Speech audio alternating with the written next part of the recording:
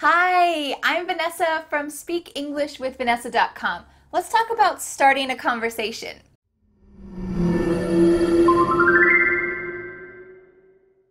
To improve your speaking skills in English, you need to speak, right? Practice the skills that you want to improve. It's that easy.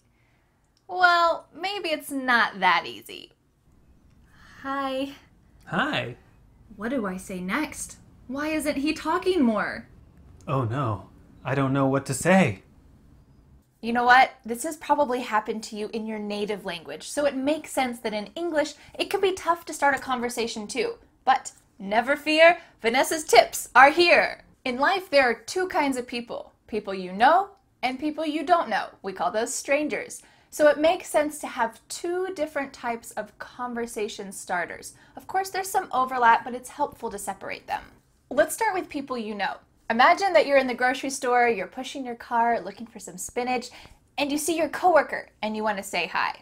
What can you say? Well, here are 4 great questions that you can ask in that situation, or that they might ask you, so you need to understand them and how to respond. The first 2 questions are about the past. Let's take a look. Hi, Dan. Hi. How are you? Pretty good. What have you been up to lately? Oh, not much. Just went to see my family yesterday. What about you? Hi, Dan. Hi. How are you? Pretty good. What were you up to this weekend? Oh, not much. Just went to see my family yesterday. What about you? These questions asked about some time in the past. You can change the words to say lately, today, last weekend, for a recent holiday. You can switch that up depending on the situation, but it's great to ask about the past. The next questions are going to ask about the present. What do you have going on today? Oh, not much. Just going to a friend's house this evening. What about you? What have you got going on today? Oh, not much. Just going to a friend's house this evening. What about you? These questions asked about the present. Did you notice the beautiful casual verbs that were used here? What have you got going on today? What have you got going on today? What are you doing today? That's another way to say it, but we often say, what have you got going on today? And it's really casual, informal. It's great for these just passing by situations when you see someone who you already know. Let's go on to the next questions, which talk about the future. Do you have anything fun going on this weekend? Oh, not much. Just going to a friend's house tomorrow. What about you? Do you have any plans for Easter? Oh, not much. Just going to have lunch with my family. What about you? For these questions that ask about the future, I want you to be a little bit careful, because if you say this with a certain type of intonation, the other person, especially if you're a guy talking to a girl, it could feel like you're trying to ask them on a date, or maybe they'll feel a little bit uncomfortable. So make sure that when you say, oh, do you have anything fun going on this weekend? Make sure you say it with a smile, very casually. You don't need to look them into the eye and say it seriously from the bottom of your heart. It's just a casual question. Of course, unless you do want to ask them for a date, and then you can say it a little more seriously. But if you just want to casually say something to your coworker, you need to have a light tone. Don't worry about using this. Just make sure you have a light tone and you say it with a smile. Oh, do you have anything fun going on this weekend? Great. Like you saw in those sample conversations, Dan could have just said not much and then stopped the conversation. Boring, boring, boring. But you know what? Some people do that. If you're lucky, the person you're talking to might ask, not much, what about you? Okay, at least they're asking a question and you can share some information about what you're doing or what you did over the weekend.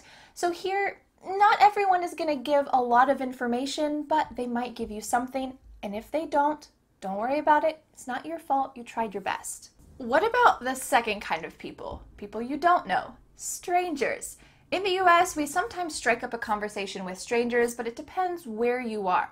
For example, in the south of the US where I live, it's pretty common that when you pass by a stranger, you make eye contact and you might say, hi. But if you're in Manhattan in New York, if you did that to every stranger who you passed by, hi, people would think you were a little bit strange. So it depends on where you are in the US, but it's certainly common to strike up a conversation with someone who you don't know. If you visit the US, I recommend visiting a grocery store called Trader Joe's because it's a requirement for working there that every employee is amazing at having small talk conversations with strangers, and it's part of their job to talk with customers. So if you have ever visited a Trader Joe's, you know exactly what I mean. These employees are known for being so kind and so friendly, and if you go there, be prepared with some of these questions and be prepared to answer them because they'll definitely ask you them. Let's think about a scenario where you might talk with a stranger. We can imagine you're in the park, you're walking your dog, and like dogs do, your dog is sniffing and going towards another dog. Well, you'd like to strike up a conversation with the owner of that dog. What can you say? Oh, what a cute dog. Do you come here often? Yeah, we try to. It's a great place to walk.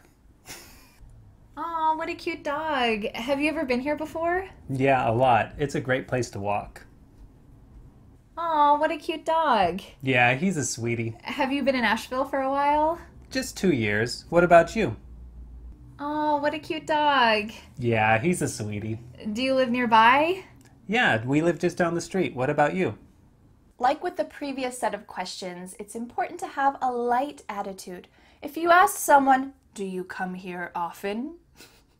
the other person might feel a little bit uncomfortable, like, are they following me? Are they a scary person? So make sure you just say it lightly. "Oh, do you come here often?"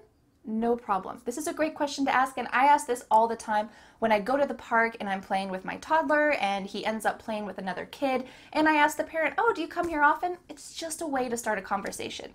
Okay, now it's special notice time. I want to let you know that not everyone is a great conversationalist. You have to try your best and practice this.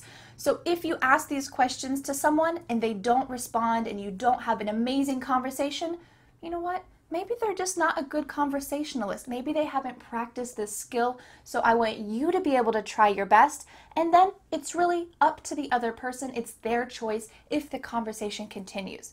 You might be thinking, "Vanessa, you seem like a good conversationalist. What do you know about being worried about what to say or not knowing what to say?"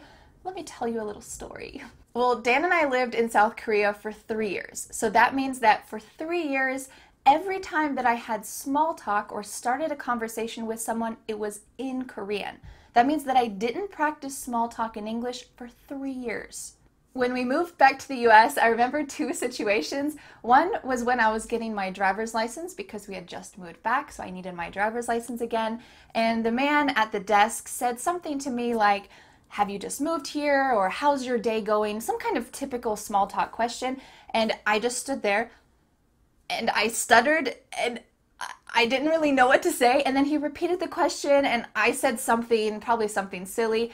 And when I walked away from that conversation, I just laughed and thought, what happened? This is my native language. Why can't I respond to him? And then I realized, oh, I haven't practiced small talk with strangers in English in 3 years. I'm gonna need a little bit of practice to get used to speaking like that again. Then a few weeks later, I was at Trader Joe's, the grocery store that I mentioned to you, and I was getting a sample of food from one of the workers, and she asked me some typical question. I don't even remember what it was, but it was some kind of small talk question, and my brain just went meow and shut down completely. And I recognized this feeling because it had happened a couple weeks earlier at the driver's license place. So I thought I should just tell her why I'm reacting like this. So I said, "I'm sorry, I just moved back from Korea and I haven't had small talk in English for a long time, so I'm sorry about my awkwardness."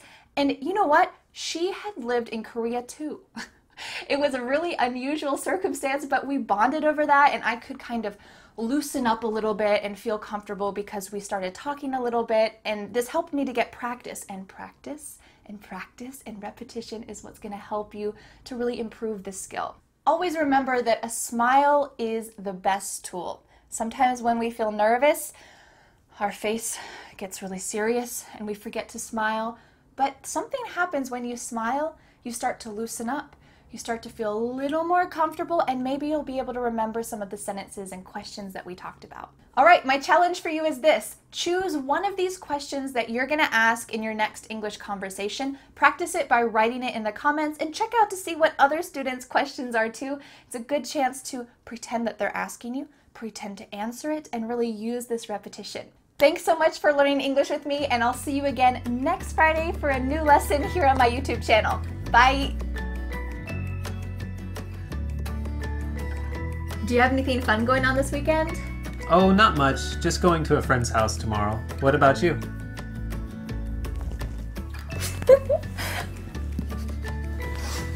Don't do that. Hi, Dan. Hi. How are you? Pretty good. What were you up to this weekend? Hi, Dan. Hi. How are you? Pretty good. What have you been up to lately? I don't remember. To me. Oh, not much. Just went to see my family yesterday. What about you? Aw, what a cute dog. Yeah, he's a sweetie. Have you been in Asheville for a while? Just 2 years. What about you?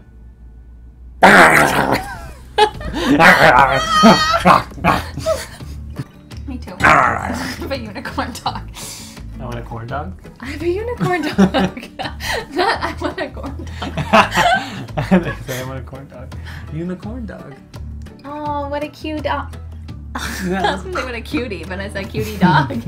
Oh, what a cute dog. Thanks. Thanks. The next step is to download my free ebook, 5 Steps to Becoming a Confident English Speaker. You'll learn what you need to do to speak confidently and fluently. Don't forget to subscribe to my YouTube channel for more free lessons. Thanks so much. Bye.